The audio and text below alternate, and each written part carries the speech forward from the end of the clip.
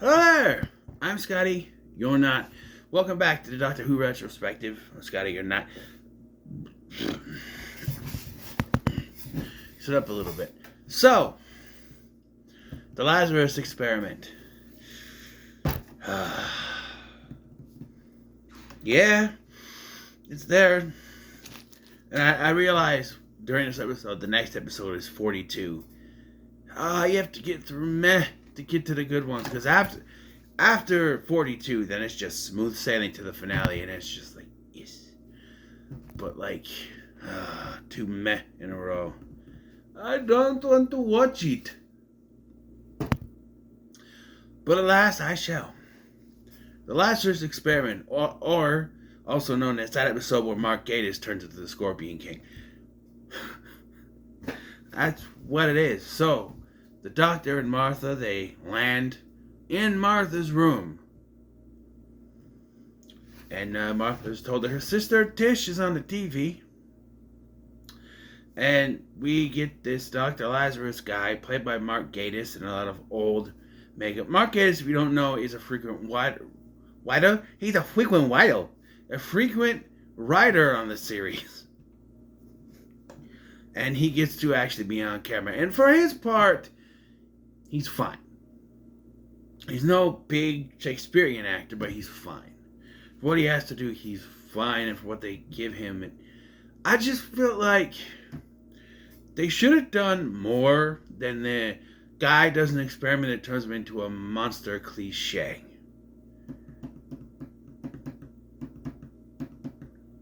I don't know. But, yeah.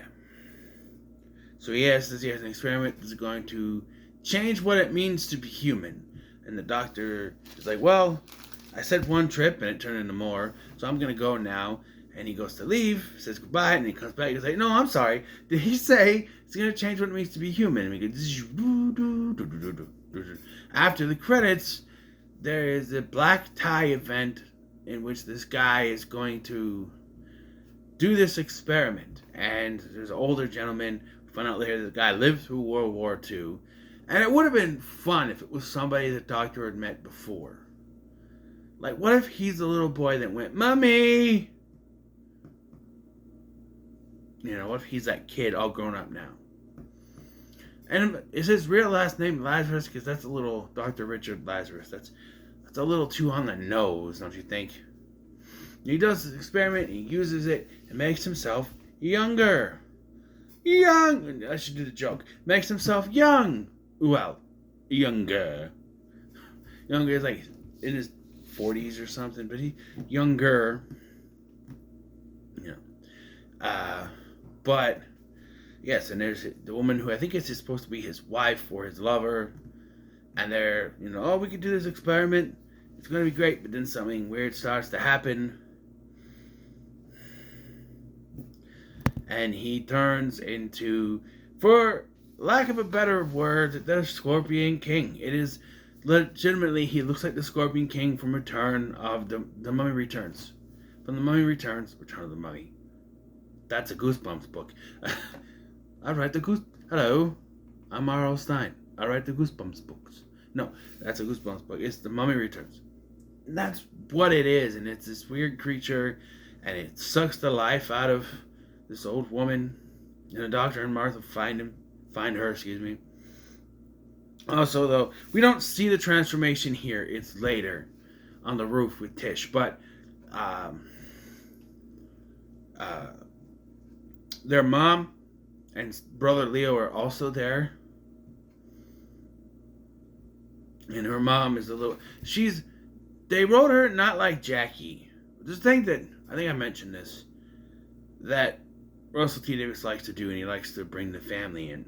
Something that Stephen Moffat would get rid of, mostly. But, like, Martha's mom is not like Jackie. Jackie is somewhat accepting of the Doctor. Not really at first, but eventually. And eventually that does happen with Martha's mom, but like here, she's firmly against him. This strange person that's with her daughter. I would be too, if I had a daughter. My son And that's a strange point of view, isn't it? We're afraid for our daughters, but we know our sons can handle themselves. Why don't we ever think, oh, our daughters can handle themselves? Because, and they're not the lesser sex by any means. We are all equal. But I think that as men, we've been sort of bred to think women are weaker than men, which is not true. But I don't know. It's that need for a man to protect a woman type situation. You know what I mean? You know what I'm saying? You know. And I'm almost gone overboard on the strong female lead. But you're gonna find out as we go on that Martha's a badass, right? Like there's a line from an undisclosed villain in season 4 that you have created soldiers, and for lack of a better term, yeah, that's what they are. They fight because they have their time with the Doctor has molded them. You know, you find out with Rose had changed by the time hers ended, and Martha, and then Donna, of course, goes from being very cynical, very annoying, to her time with the Doctor will change her, and so on and so forth.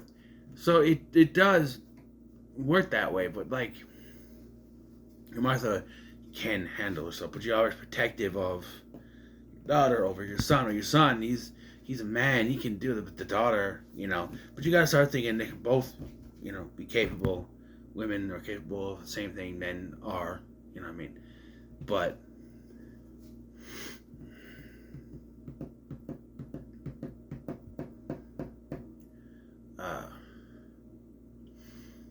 so yeah, the Doctor and Martha confront him on the, not the roof, but it's like a balcony with Tish.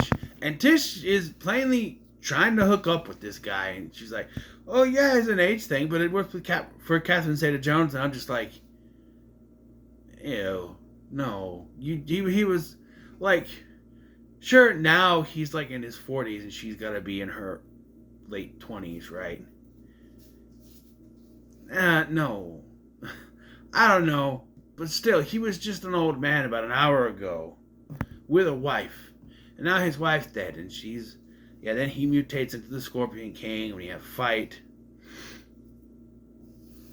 We have a false ending where we think that he defeats him by using the machine.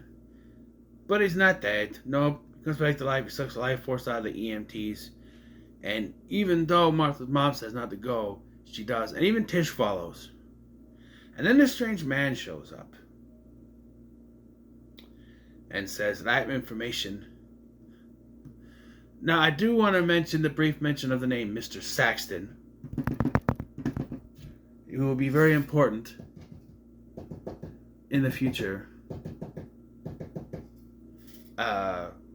Because they keep mentioning it's that through line. But yeah, and the guy shows up and goes, we need to talk about the Doctor. He's dangerous. I must work for Harold Saxton. But, so the Doctor runs out. They find, everyone dead, basically. And this leads to a cathedral. And this is where we get a little waxing the poetic here. Where he talks about World War II. And he's like, the Blitz. I was there. You heard of it. I was there. Like, you're too young. So are you. And they start laughing. He's like, yeah, the Doctor was there. World War II. It was the Ninth Doctor. Jack was there. Rose was there. They were all there. Which makes me, like, why couldn't this be the kid that said, well, my mummy? Because when he says he was a little kid or something,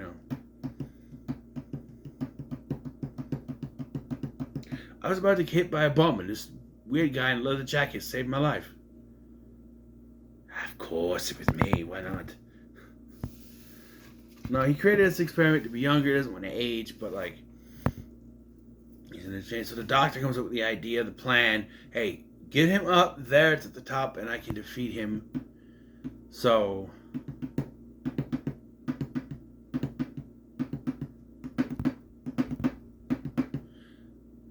that's stuck in my head now. I don't know.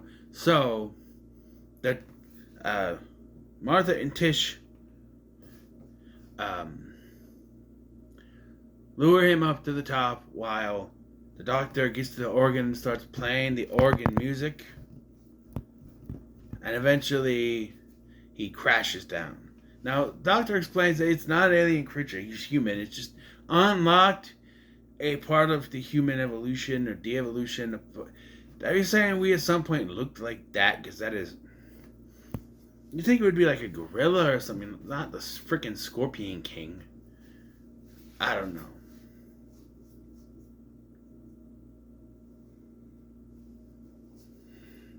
Although, when we find out what this is connected to, there might be some doubt. There might have been some kind of alien DNA stuff in there, too. But, you know.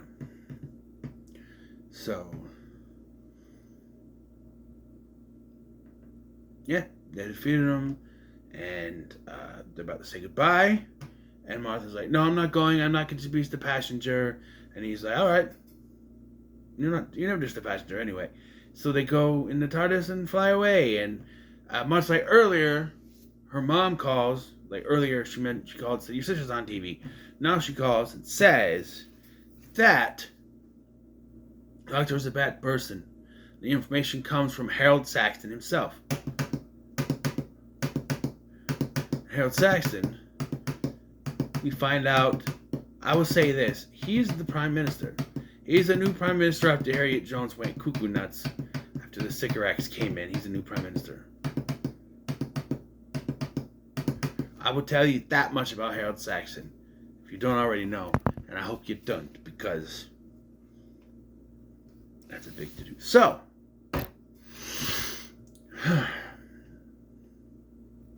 there it is. The episode, it's whatever. I don't remember 42 at all.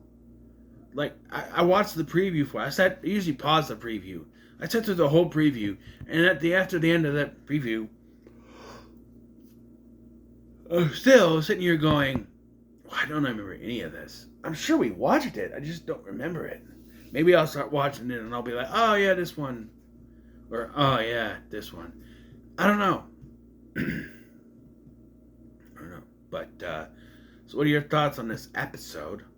Leave no comments. Make sure to like, share, and subscribe. Thank you for watching. I've been Scotty, and I'll see you in the next one.